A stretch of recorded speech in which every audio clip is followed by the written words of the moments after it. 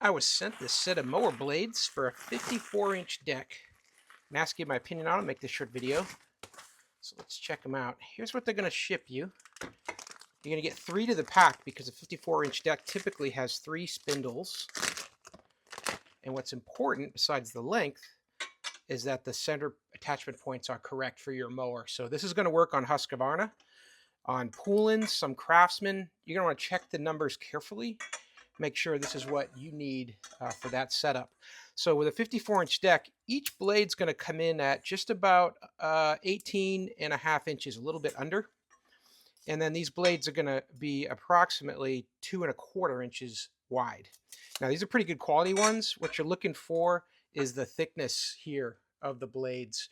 And these are, let's see, let's measure them out here. These are coming in at, looks like just under 1/4 inch, so a little over an eighth. Pretty solid blades. You can feel it. They've got a nice cutting edge here that's grinded right out of that steel. You can see that.